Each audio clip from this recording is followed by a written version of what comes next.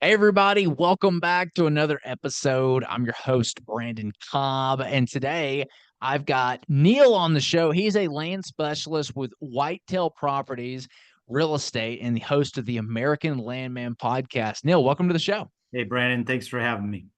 Yeah. So, very interesting strategy in what you do. I'm in Tennessee. We were talking about how here we have tons of people that like to hunt.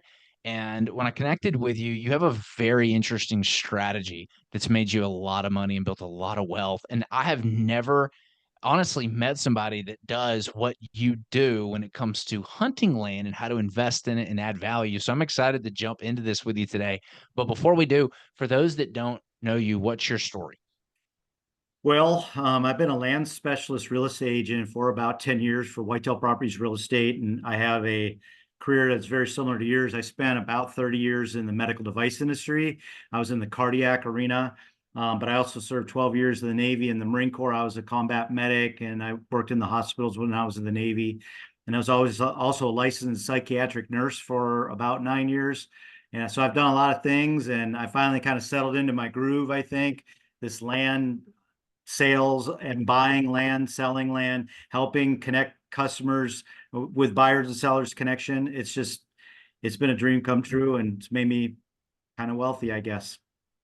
Yeah, it's very interesting, but similar backgrounds is funny. Similar story. Can you tell that story? Like I've told my story a million times on Yeah. how I showed up one day excited to meet my boss and found out that I got let go. What's your story behind that? Yeah. Yeah. Well, when I heard that, it kind of gave me goosebumps. It took me back. And actually, that's kind of happened a few times to me where the one that I told you, I was actually a regional manager. I covered the Northeast US. I was the top sales guy in the company at the time. I got bumped up to the regional manager and I became the top regional manager. And my team was going good and we were hiring people. And it was kind of a startup company. Uh, What type of medical device sales were you doing? At Cardiac? that, yeah, that at that time it was cardiac interventional, but I have a background in cardiac electrophysiology, cardiac interventional, and then eventually cardiac surgery. But this story, I was actually in the interventional arena. We were basically selling devices that unclogged arteries, more or less. And I'm in the hotel. I'm standing in my underwear. It's like 6:45, and I had an interview starting in about a half hour, and I'm getting ready. My phone rings. It's my boss, and he's like, "Hey, what are you doing?" And I'm like, standing in my underwear. Like, what are you doing? I got interviews I got to get going to. He's like, "Well, I'm in the lobby. Why don't you come down?" And if you've been in our industry, you kind of know. You kind of can sense sometimes things are maybe getting close to that, but anytime your boss just shows up randomly in a city where you're at, for that kind of conversation, I just knew something was up. So I packed my stuff and I walked down, came out the elevator with my bags in tow. And he's standing there, just kind of got this, Cheshire grin. And yep, it's your turn. You're done. And I said, okay. Uh, Anything else? I looked at my watch. I go, if I get going, I can get to the airport. And he's like, you don't have any questions? I said, is it going to change anything? No, I'm gonna go home. So thank you. And just like that, and it's happened a couple times where it just ends, and then you go on to the next job, and you get used to it. Well, so, well, why do you think he was smiling? Because normally it's like I've fired lots of people. Yeah, Being a business owner, that's just part of it. I dread it. Like it's tough for me to fire people. I feel bad. Like it has to get done, right? Because you gotta keeping somebody on board that's yeah, not performing or not the right fit is a hindrance to other people on the team's families, right? The livelihood yeah. is the business needs to perform for them. So I've always dreaded it. Why do you think he was smiling, and why do you think he got fired that day? I think my team was performing, but overall the company wasn't doing really well. I don't think we had super good upper management. And this guy, I don't know if he's going to listen to this someday. He's actually called me a few years ago to check in. I don't know why, but he did. He was very much a narcissist. He very self-centered. I think he was a naval, not a army, was a West Point grad. I think he was a West Point grad. Might have been Navy, but I don't know, just kind of very self-centered and uh it was just my turn. Another guy that wasn't performing as well as me, but was a West Pointer, didn't get fired until a little later. So it was just my turn. That's just Yeah. how I looked at it. It was just my turn. Yeah, no, I get it because for me, I was in shock. I was like, "What the heck did I do wrong?" Okay. Like, I've got the sales awards, and I worked really hard, and what the heck, It's just that feeling of shock. You just don't see it coming. So, all right, so that happened, and what happened next? How did you get into what you're doing now? And maybe explain a little bit about what you do today. Yeah. Well, from that job, I went to another job, the Apple Watch and that technology, how it can measure biorhythms and everything. I actually launched some technology that was from a company called Body Media, and it was a band that we wore on the arm. So I did that for a while, and that was a startup, and then that failed, and they sold the technology. I don't even know if it was Apple, but somebody bought the technology. And I went to another company called Metaphor, and they had a biosurgical hemostat that was made from potato starch. And I was their first sales guy. I came on board, started selling it like crazy. They elevated me to a associate director of sales.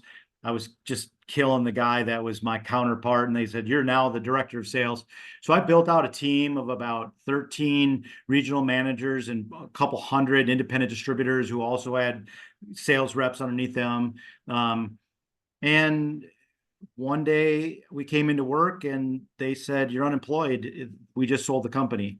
So I said, "Great." I made some money on that sale and I took off about 8 months and actually followed this company that I'm with now, Whitetail Properties. I was actually on a consulting kind of a trip in Oslo, Norway, and I got bored and I called the company and I said, "Hey, how do you become one of you guys?" And because it was a very niche thing, it kind of combined sales and outdoors and hunting and the lifestyle.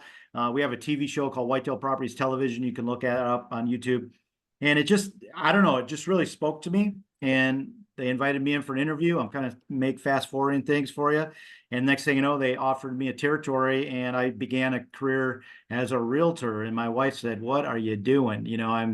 Realtors aren't really revered in any job in any sense of the word. And I said, "Well, this is different because I'm a land specialist. This is not houses. This is land." And it was very niche. Nobody was doing it, or very few. There was, I think at the time, there was maybe 60 people in the company, and I don't know, 30 sales reps in the entire nation. And we started the whole concept of being a land specialist real estate agent. And now there's multiple companies and hundreds of guys doing it, but it's still, not recognized very often. If you go into real estate, you're a residential agent. People say to me all the time, "I didn't know there was a guy like you that did this, that specialized in this." So it's been a good run. I've really enjoyed it. And just to clarify, so what you do when you say land specialist, you're more niche than that, right? It is hunting property. We said whitetail properties is the name, like whitetail Yeah. deer. Here. Tell us a little bit about the specific type of land that you strategize in.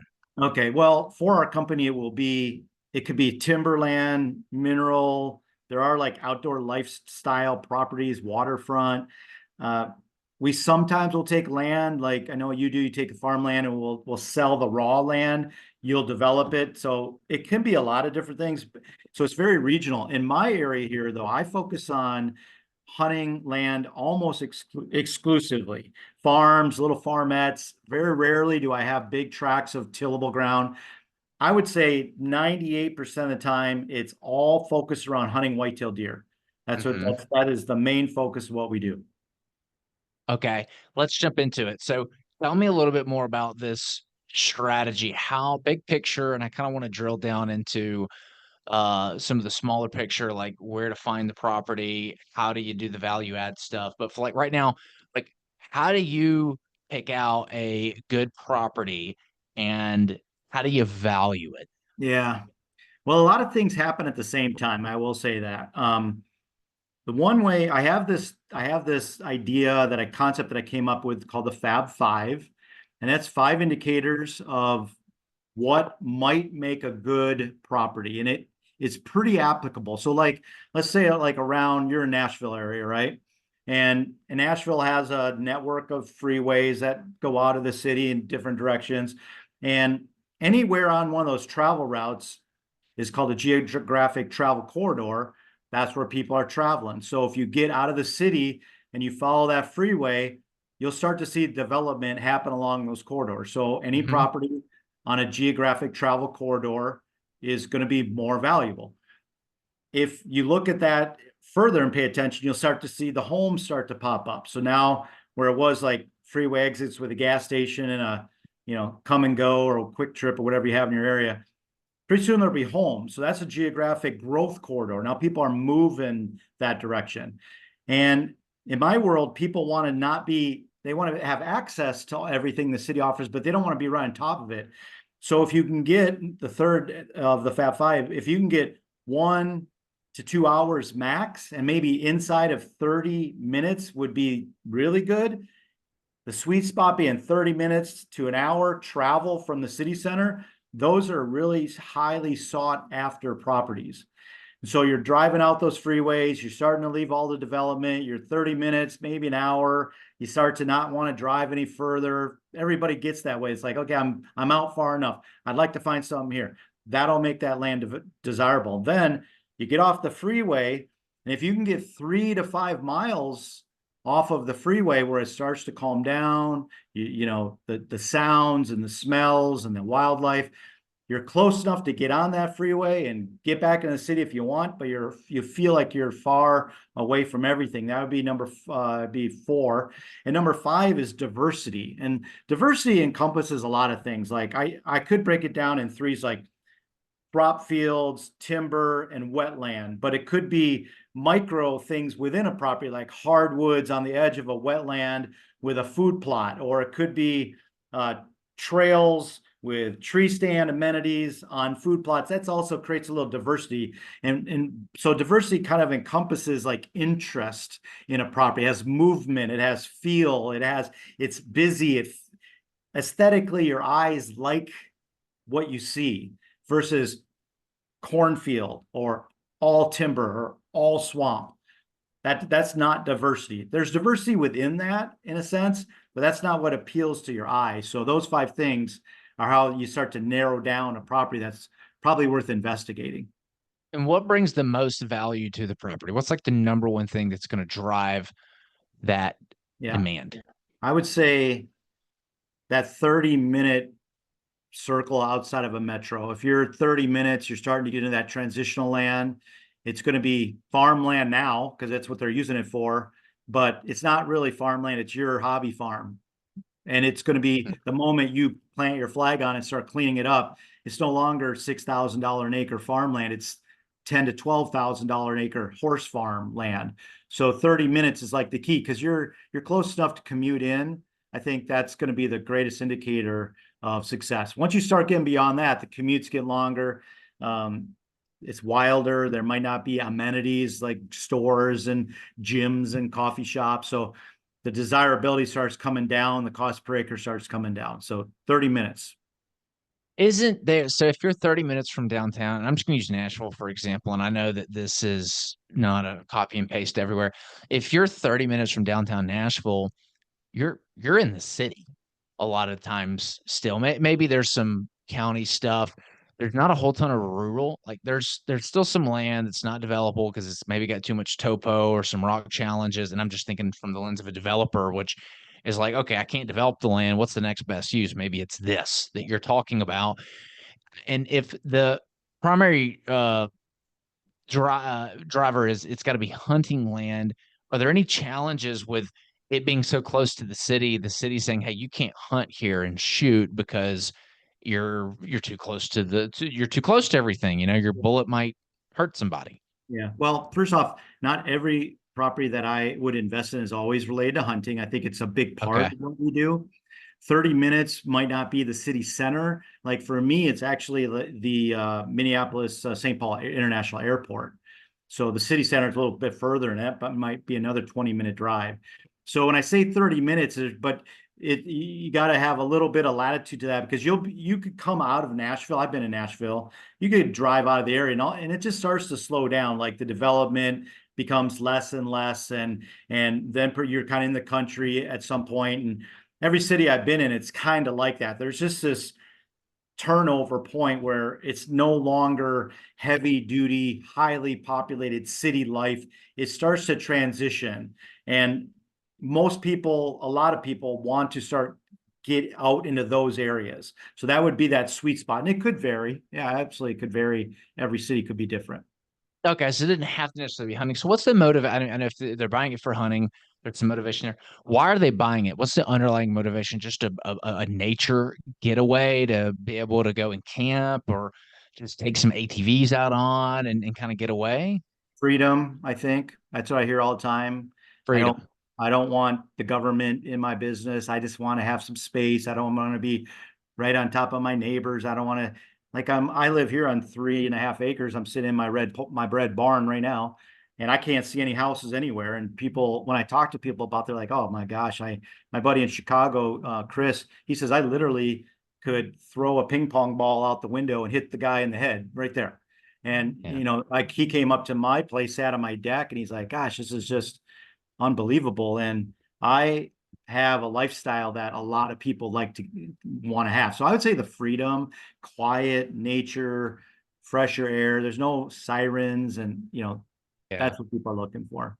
Yeah, that's only going to get more and more valuable as we become more and more plugged into technology, phones, AI, computers. I mean, some people I think spend more time on a computer and phone than actually just being present these days. Yeah, In yeah, other words, just tuned in, your head is where your feet are. And I think that nature is going to become more and more valuable as we enter this exponential age where everything becomes developed so quickly due to the machines and artificial intelligence. I see the value in something like this, especially holding it long term.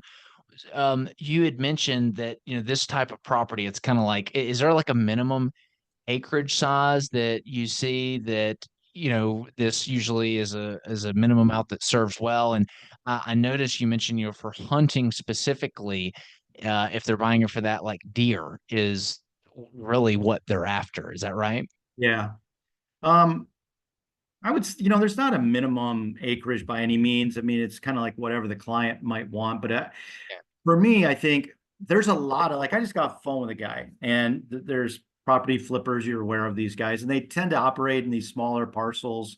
Every now and then, I just got a call for 60 acres. But that's rather rare. So there's a lot of people in that small parcel. They're looking for residential lots because if they're stinking real estate, people aren't thinking large chunks. So No. you're leaving 99% of the investors behind when you get away from thinking in the real estate terms and you start to think the way I started thinking, and that was buying recreational hunting land. And it doesn't always have to be hunting. You could come out there and buy it from me and never hunt, but there's going to be deer there and there's bear and wildlife.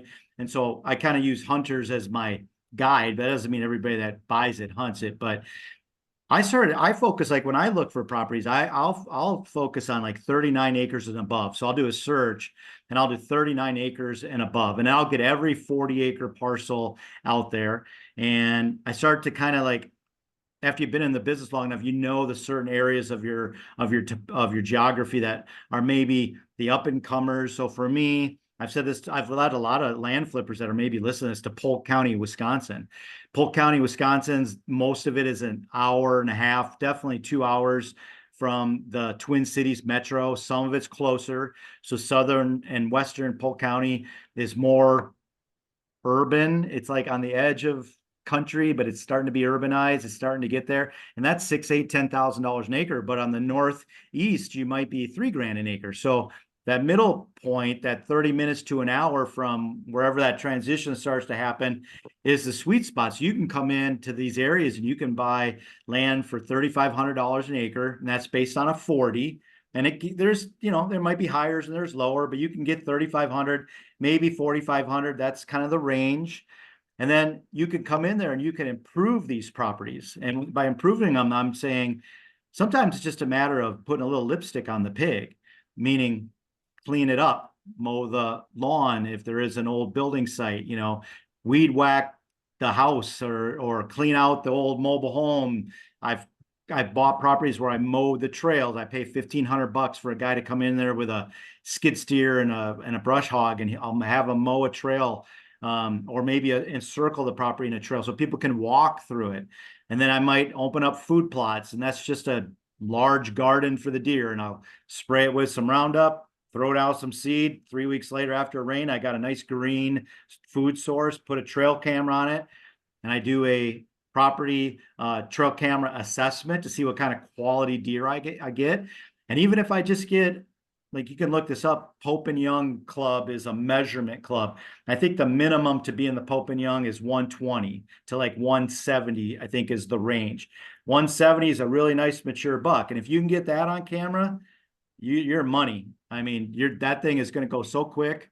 But if you get nice deer, nice little bucks like this, those sell too, because not everybody's after. They just want deer. They want to feed them. They want to hunt them. They just want to see them. So the whitetail is like the key. So if I can find that 30 minutes to an hour, 40 to 100 acres probably will be in the price range of a lot of people. If I can have the ability to build on it, that's a plus. If I have stands in place, or if I can put them there, that's a plus. If I can mow the trails, that's a plus. Food plots, trail cameras. If you can do all these things, I took one parcel that I bought for, I think I got it for 90,000 and had a mobile home on it. It's on my YouTube channel, as a matter of fact. I bought it for 90. I sold it for 205, I think. I think I made about 105. My CapEx was, I think I paid a guy $7,000 to rehab and paint the inside of this mobile trailer. I power washed it myself. I weed whacked it. I came in and put some bark. I had a guy mow the trails, and I'll bet I put 10 grand into it. So I netted 90,000. I doubled my money in about 3 months, and it wasn't hard. And I've done that again and again and again. And each deal keeps getting bigger. And then I incorporate 1031 exchanges. I don't know if your folks know what that is, but we could talk about it. But I started off with about $25,000. I've bought and sold, and now I'm up to a ranch out in Kansas. And this next move, I'll be all cash, and I'll sell that place for probably $1.5 million. That'll be my next move. And I started with 25,000 in 2010. So you put up cameras on the property to see what kind of deer there are. That was my question. Was like, how do you know? And what's the guarantee that the deer's not going to move off the property? Like, let's say that you're listing a property or you're buying one because you put up cameras and you want to see what kind of deer are on there, and you find a really good one, that 170 you're talking about, but there's no fences around the property. Like, how do you guarantee that deer doesn't move if that's where the value is? There is none. There's no guarantee. And what you'll hear buyers say all the time, if you're the guy that buys the land and you're flipping it, they're going to ask you, like, what's the neighborhood like? And what they mean by that is, what's this area known for? Is it known for a good size quality deer? And like, do you have any trail camera pictures? And if you can show one, at least, it's like, oh, so you're telling me there's a chance. I'm like, yeah, I mean, of course he's moving off your 40-acre parcel. He's not living there. You'd have to have 400, 500, 600 acres to hold that deer there. But you could do a lot of things to improve a 40-acre by cutting some timber. We call hinge cutting, where you take a tree, you cut it in half and you bend it over, and it still grows and it gets really thick. And you create little bedding spots on your 40, and that deer might live there, or he'll spend a good amount of his time there. But of course, he's going to leave the property. Neighborhood refers to, they'll ask you, what's the neighborhood? And they're referring to, do guys shoot everything that walks here? Or is it a managed neighborhood, or everybody's kind of on the same page? And there are areas where if it's walking and it gets seen in the daylight, it's going to get shot, and they don't make Pope and Young level. But there's other areas where guys are just kind of all like-minded, and they're like, no, we don't shoot them until they're at least 3.5, if not 4.5 years old, and then they start to become mature. And so if you move in there, they're gonna, I wouldn't say pressure you, but kind of pressure you to go with the program. We all do this. You should too. Yeah, no, it makes sense. What's the value add strategy for these properties? So you mentioned that one that you just named, that had a mobile home park, but for something that doesn't have an actual structure, because we can visualize, flipping a house or renovating a house. Okay, that adds value to it. But how do you add value to something like this without a structure? All right. I'm going to take you out to Kansas because this is happening right now. So I sold my farm. The story starts with a purchase that I did up in Polk County, Wisconsin. Again, mentioned that. I bought that. I actually listed that property for a client, and he started really high. and he wanted to sell it. And I go, Brent, I'm going to be upfront with you. I just don't think I'm going to get that price. That price is a little aggressive, but I'll do the best I can. And I told him, I said, I'll be upfront with you. If I could buy this, I would be your buyer right now. But I've got another farm that I'd like to sell, but I don't think I'm going to sell it very easily. So it's probably not going to happen for me. But if I could ever be your buyer, I would buy your farm. Well, fast forward 8 months later, I was able to buy that farm. So I went in there and I said, I'm ready to make an offer. So I bought that property and I started doing the things I do, which are, they were old fallow fields. So I mowed them, I sprayed them, and I planted them, and I worked on the pH of the soil. I started using a seed blend called Vitalize seed, and it's a regenerative agriculture technique. And basically, all that is try not to disturb your soil, try to reduce or eliminate synthetic fertilizers and sprays. Kind of organic, if you want to use that term. A lot of people like that term. It's kind of an organic approach. So I started doing that, and the land just started healing and flourishing. And then I popped up some blinds here and there. And then I had years of trail cameras, and you could start to see the deer going from little scrubs like this to this to this. And then finally I got this mega 168-inch buck on camera. And then along the way, I talked about a lot of my podcasts and on my social media, and I was kind of selling that property, even though it wasn't for sale. Everybody knew about it. Then I decided to sell it, and I got turned on to Kansas, and Kansas land, where my land sold for just under 5,000 an acre. I bought Kansas land at 2,200 an acre. So what you do to a property is depending on the regional area, I think, a lot of times. In Kansas is, you can buy good quality land in western, like the last third, if you divide Kansas up into thirds, the western third, and then the northwestern corner is really known for good quality deer. Boone and Crockett level deer. That's the upper. That's like the NFL of the deer world. They're the Mac Daddies. They're like 170 and bigger. And I was talking to a guy who was buying in eastern Kansas, and he was saying, if I can buy any property for $3,000 an acre, I'm buying it, because all day long I could put a blind, a feeder, get some trail cameras, and I can upsell it, and I can make $200 to $300, maybe $500 per acre on the flip every single time. He's done it again and again and again, and he does it from Michigan. So as he's talking, I had my phone and I'm like going through there, and I'm looking at whitetailproperties.com, and I find this ranch called Codell Canyon. And it was just really pretty. It had great photos, had some drone aerial shots, a lot of canyons and a lot of main canyon and little fingers that went off it. And there was tillable ground that wrapped around it. There was some rangeland as it sloped down, and then the bottoms were oak and cottonwood. So it had everything except for water. It didn't have water. But I'm looking at it and I'm like, man, there's no deer pictures here, but it looks like really good habitat. So I called up the agent and I said, hey, I like this. Tell me about it. He goes, oh yeah, it's a great hunting area, really nice bucks. I go, well, you don't have any trail camera photos. And he sent me some, in the first round were more Pope and Young, almost Booner level deer standing in one photo that I had seen in the entire 5 years of owning my land in Polk County. And I immediately said, I'm going to make an offer. I made the offer at $2,200 an acre, roughly. I said contingent upon selling my other farm and doing a 1031 exchange with the revenue in there, so I didn't pay capital gains. The guy accepted it. So I get out there and I immediately start popping up blinds. I just ordered another one. I got a feeder established. I put corn in it. I got trail cameras up. I got 3 or 4 of them. And I contracted an ag guy, a farmer. He pulled his cattle off most of the land so that if we got a wet season, which we did this year, it's growing back like crazy. It's healing. You're getting diversity. You're getting trees and plants and forbs and flowers. And then we got the ag ground planted. It wasn't planted when I bought it. So if you can find ground that's not farmed, but it could be farmed, you can buy it at a lower value than already producing farm. So I had 91 acres of that. So it was just a matter of calling up the farmer and saying, hey, I want you to pull your cows off this land. I want you to lease some of the range land for some of the cows, which was only 80 acres of my 350. And then I want to lease the other agriculture ground and I want you to plant it. Now it's in corn.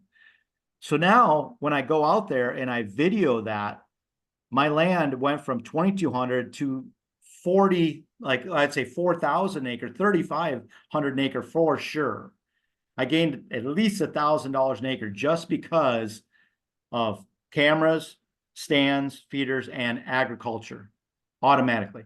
And there are properties selling within 30 minutes of my farm. They're listing at 4,500 an acre. So, I mean, arguably, I've got over $2,000 of equity across 350 acres, and I really haven't done a whole lot of work other than work the phones and got people Yeah. doing what they do. So I love that. Hold it and till the land. Just I'm mind blown from the pH to the soils that you talked about, holding the deer, letting them develop over the years to make them desirable. I like that. That is a unique value add strategy. This is very, let very me interesting. let me tell you another one that I'll guarantee you hardly anybody's heard of. And this is a real thing because it happened. So I got turned on to IRS tax code 180, 180. Hey, have you heard of that? So No, but if you're referring to the 1031 exchanges, nope, okay. Yeah, that's I don't know different. what. That's IRS code 1031. This is IRS code 180. Oh, okay. I'm pretty sure it's 180. I'm almost positive. But anyways, when you have soil and you buy this rural property that has agricultural land on it, what I did was there's a very little known but very legitimate IRS tax code that says if you have excess fertility in that soil based on the average fertility for that area, the excess above that average is an asset and you can write that off. When you buy vacant land, you don't have a lot of write-offs because there isn't a structure on Yeah, it. You're right. there's no depreciation, right? You can depreciate your soil fertility. So I What? paid, yes, I think I paid $1,200 for a guy to come out from this company called Nutrien, and he grid sampled my fields every like a grid, and Yeah, he took it's like soil samples. like we do a geotech report, same thing. Yeah. Exactly. He laid a grid on there. He went around. He took soil samples. He sent that in. He called me back. He says, "You have," and don't quote me on this, but I actually made a Instagram reel about it. $79,000 of excess fertility in your soil. So Wow. yeah, so I took that to my. I had him on a three-way call with my financial planner and my CPA, and I started telling her about this code, and it was kind of funny because she's like, and she She said, has no idea what this code is. never heard of it. She's like, Neil, that's not really a thing. That's not really a thing. And he goes, excuse me. He goes, I'm so and so from Nutrien. He goes, don't feel bad. I don't mean to sound insulting, but it is a thing. It's just not commonly known, and people do it all the time out here. And she says, really? She was a little like flabbergasted, I think, like set back, and she's like, Neil, I'm going to look into this. So I sent her the soil test. I sent her his expertise, and I got this huge tax write-off. And I took it one step further. There were fences all around my farm, and when they have these ranches, they cordon them off. They cordon off the cows to stay in this area, then they move them to this area, and then they move over here. So they move them around. I took all the value of all those fences all the way around, and the guy told me a new fence is about $18,000 per mile. I had 6 miles of fences, Wow. but not all of them were in great shape. Some were in excellent shape. So I asked him, I go, give me a fair number because I don't want to tip off IRS to think I'm trying to get over on them. He goes, I would claim $8,000. So I got 8,000. I don't know, what is that? 48,000, I think. Mm-hmm. 8,000 an acre across 6 acres of Yeah, land. 48. Yeah. 48. Yeah. That's wild because that's one of the disadvantages. People ask me all the time, investors, when they book these calls, exploring whether or not, what we're doing might be a fit for their portfolio. I have to tell them there's no tax benefits, right? And what we do, that's super interesting that I would have never thought that you get the depreciation benefits with land, but there is some stuff baked in there, it sounds like. You need to, when you buy that farmland, you need to have that soil tested and look at IRS code tax 180. You need to Yeah, look. is it a depreciation benefit though, or is it just a write-off?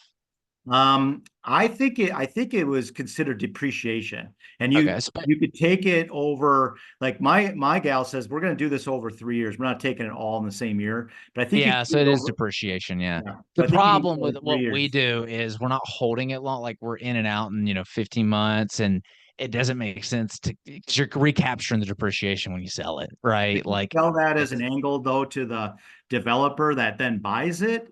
Could he do that if you don't they don't develop? care because it's such a short turnaround time. Okay. It doesn't make sense to do it. It's typically the depreciation really works well for the long term holds. Like I have a tax problem now, and I want to forward capture, this depreciation and hold it and just kind of let it pay down over time.